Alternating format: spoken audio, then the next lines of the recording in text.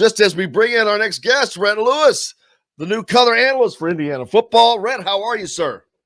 Jim, I am fantastic, man. I'm so excited to reconnect with IU football in this way, and to get this opportunity to stand next to the legend Don Fischer up in the booth, and get to talk about a program, obviously, that I hold near and dear to my heart. But thanks for having me. Man, it's our pleasure. Thank you for taking time to join us, and especially since I know you're out on the West Coast at the moment, but that there's no way that anybody can think of a new broadcaster now from now on. If you've watched Winning Time, the story about the Lakers and the bus, sure. Jerry Buss, it's great because I did not realize that Pat Riley started out as a Putz assistant broadcaster for them, and the Chick Hearn thing with holding up the fist to shut up, to tell him to just basically to be quiet, that just cracks me up. And so everybody is, you look at Don Fischer, and he is the Chick Hearn of college basketball. Not that he's telling people shut up. But, I don't know. Yeah, exactly. So that's just funny. That scene has just turned that into something hilarious. Yeah. Have you seen it? Have you seen that by chance? I haven't. I've heard people talk about it. I haven't seen it myself yet, but you gotta watch it.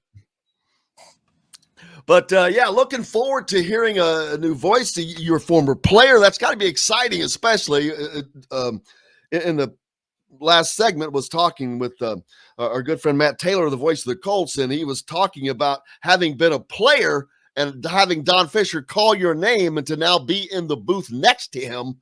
That's got to be that sure brings it full circle, man. It really does. It's actually a funny story. So my last year at IU was Terry Hepner's first year. And Terry had myself and Lance Bennett was a return man for us. And I was, in addition to being a receiver, I was our holder. So at his coach's show, one of the last weeks of the regular season, he had the specialists. So he had myself and Lance go with him to, at the time, I believe it was at Colorado Steakhouse, out there in Bloomington, and Don, obviously is the host of the coach's show, and so it was Don, it was me, Lance Bennett, and Coach Hep, and I remember Don, kind of asking us, all right, when you guys, you're seniors, when you wrap up, what do you want to do? And I was like, well, Don, I kind of want your job, and so. And we all kind of had a good laugh about that, but, here we are about, 17 years later, and I actually, I'm not taking Don's job, but I get to do it with him, which is pretty dang cool. Yeah, it's amazing to get that opportunity. For one thing, it's not a spot that opens up very often. Secondly, but amazing. And Don has been there so long. What a professional. To me, of course, I'm a little biased, but and Hoosier fans are as well, I'm sure. But he's, if not the greatest, one of the absolute greatest of all time calling college or maybe any sport. I know that people say it's there's something about everything, his cadence, how he calls the game. He makes it thrilling to listen to. I would 100% agree, and there's no ifs, ands, or buts about it. He's the best in the business in my book, and so I feel like I'm sitting pretty here. It's going to be easy for me. I got a guy who's going into his 50th year, calling IU football games here, and I just get to stand next to him and just kind of provide the accent to what he does the work, and that's kind of the deal on radio play-by-play, or, radio play-by-play, the play-by-play man, gets the lion's share of the responsibility there. And literally I'm there to provide a little color, and that's what I plan to do, but also hope to engage, IU football fans in other ways on social platforms, and maybe with some other creative stuff we're doing in the digital space as well throughout the season. And looking forward to all of that. What are any changes? Not changes, but what are you going to be bringing to the booth that maybe has been different from before? It's a different aspect. You've been working. Your experience is vast. I don't know if everyone knows what all you've been doing, but I mean the NFL Network and all the things you've done a ton between now and then. Yeah, Jim. It's Buck was fantastic, and obviously, Buck knew Indiana. Buck loved Indiana, and Buck and Don were quite a duo for 17 years, right? And so, there's no way I can be like I got to go try to be Buck Sewer. I'm just going to try to be me, and the way that I see the game, I think is probably what it'll be a little different, just because most people don't see it the exact same way, from start to finish and from minute 1 to minute 60. So, I'm going to call it like I see it. And, I have a love and a passion for IU football. So, I'm going to be excited, when we score and when we win and when things are going well. And, I'm going to tell you, what I feel like, we could be doing better when things aren't going well. And I think that's kind of part of it. But it's really exciting for me. I've been in the play-by-play role on TV for game broadcasts a number of times, and so it's really nice to flip over to the other side and kind of allow things to come to me in that way, as opposed to teeing it up, the way that Don will have to do now, and has been doing. So I just think the way I see it, and I think I've got a really good relationship with Coach Allen, and I'm going to try to build that now with some of the new pieces to his coaching staff, which I think, one of the best attributes of Coach Allen has had since he's been in Indiana is he's hired damn good coaches, and coaches that are in demand, and coaches that other programs end up wanting. But I think that's great, and I'm really excited about this 5 new assistants, I believe, if I'm correct, there on the staff this year. I'm excited about that. I'm excited about the new players, learning about them and getting to see them this summer and into fall camp. So there's a lot, that I'm trying to figure out about this team, and that I'm really excited for when we get into our first Friday. And the Big Ten is, I'm not going to say it's changed a ton since you were here, but there's definitely been change. Yes. Ohio State still reigning supreme, but kind of has been doing it in a even a higher level than previous before. But IU rose up a couple years ago. They had a fantastic season, lots of expectations. Last year, unfortunately, didn't work out as they'd like to have seen that, but hopefully they are behind the scenes and revamping everything now and going to come back out and have a much better season this fall. We don't know much about what's going on with them. The quarterback, either Barzilak or Jack Tuttle. We don't know who it's going to be, and this and that. A lot of unknowns with this team this year, as opposed to last year. It was the opposite. It seemed like everyone knew everything, and that raised the expectations. And so this year they've really kind of keeping things kind of tamped down in order, I think, to keep expectations within reason. But a lot of questions. I don't from people like me, but I don't know much about what's going on right at the moment. Well, and what I tell you, Jim, is that that's also to maintain competitive advantage. We're talking about a brand new offense with Walt Bell. We're talking about a brand new, although a rekindling of the defense that Tom Allen brought to IU when he was hired, by Kevin Wilson to be the DC, and then he continued when he was named the head coach, and Chad Wilt, as the defensive coordinator, will help organize things, but Tom's going to call the plays, and I think that's great. Tom is as good as there is, in this conference in terms of defensive minds. And so I'm excited to see him get his fingerprints back on this thing and get back hands-on with that defense, because that was something we could rely on, in recent years. And last year, it didn't have that ring to it. But there's more continuity on the defensive side of the ball, Jim, I'd say, than there is on the offensive side of the ball. I mean, I'm telling you now, on offense, outside of the quarterback position, which, it feels like to me it's probably between Connor Bazelak and Jack Tuttle. And we'll see as we get into fall camp and throughout the summer how that ends up shaking out. But I imagine we'll still see some Donovan McCulley one way or another, and moving forward in that way too. But Jalen Lucas, Sean Shivers at the running back spot, absolute spark plugs. I mean, you want to talk about game-changing juice and speed and electric playmaking ability. Those two guys, I mean, the running back room will be entirely different. The wide receiver room will be entirely different. So like there's so much turnover at the skill position. I think it's good. We need some juice. We need some guys who can take a 5-yard, a hitch and turn it into a 55-yard touchdown. We need guys that can take a quick screen, right off the snap and go bam, and we got it. Well, we lost him. Hopefully we'll get him. He got so excited that the connection just said we can't handle it right now. Hopefully we'll get him back. I was just getting ready to say, yeah, that's something that we absolutely, here he is. He's right back. Rhett, yeah, I agree with you. Big plays, something Indiana just did not have last year at all. As I think back, I'm like, wow, just didn't happen. And from the either running back or the receiving position. And desperately you have to have that.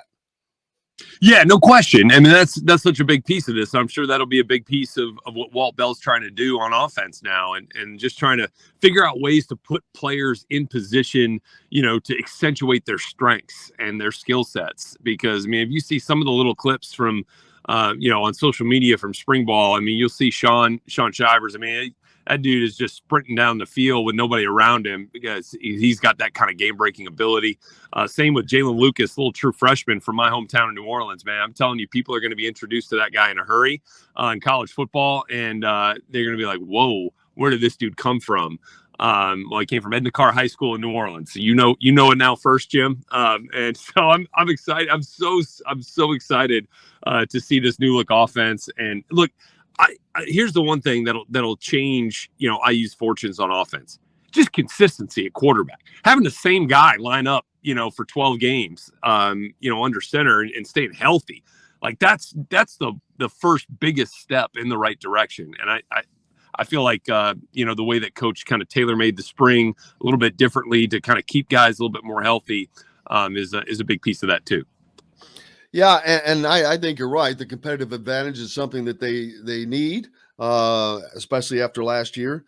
They don't have the resources that some of these other programs do. And you're going up against, I talk about it all the time, the Ohio States, Penn States, Michigans that have 100,000 seat stadiums. Well, they're making twice the money that programs like Indiana are, and they have twice the resources.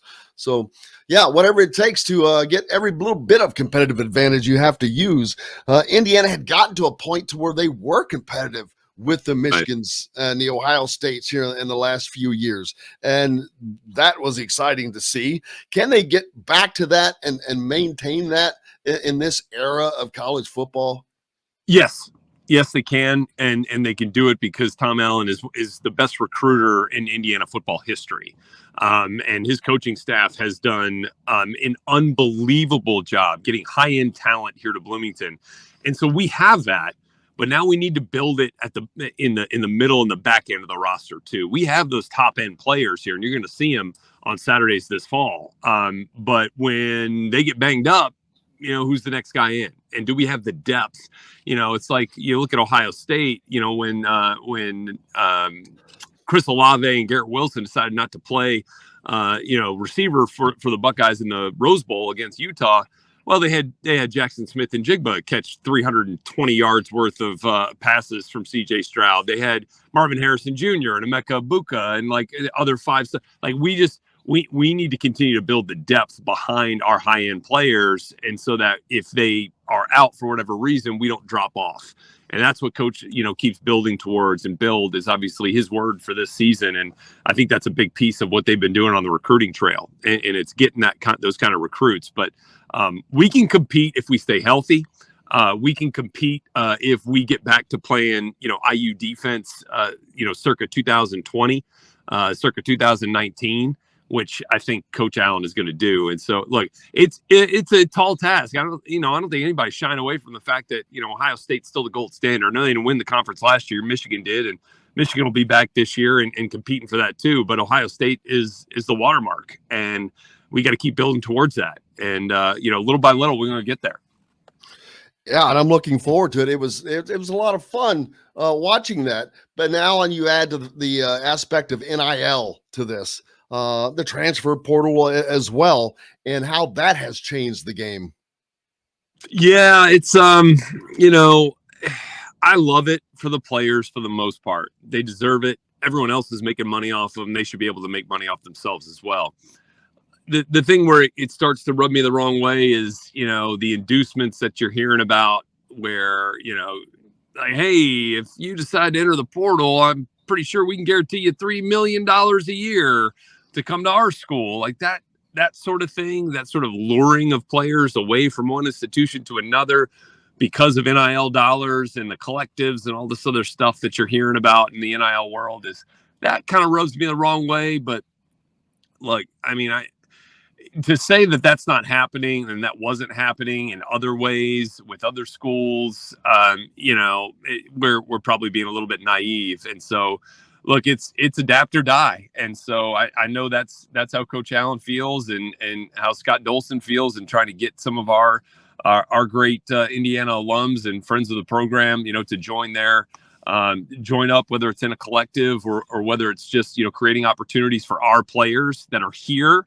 And because that's where it does good, right? That's where we provide opportunities for kids, to make some money, opportunities for them to make some money while also helping, in the community, which I think you've seen with the Hoosiers for Good collective, is, I think is really neat. It's just the problem is where you get, trying to use those NIL opportunities to get players into your school, whether it be from the portal or from high school. And I know that's not the way we do it here. And I'm pretty proud of that fact. Yeah. And hopefully that does not come back to haunt them by not getting those guys. But at the end of the day, it's going to be what it is. And you're going to have the players that you're going to have, and that's who you're going to have to line up with. And that's who you have to go to work with. And Indiana is going to be, but I certainly like their chances, and I look forward to this being a better season than people think. But try not to build expectations up, because the media was swept up too. I mean, we thought last year was going to be incredible, and it just, for lots of things caused it for not to be that way. But I know that they're working extremely hard to turn that around for this season.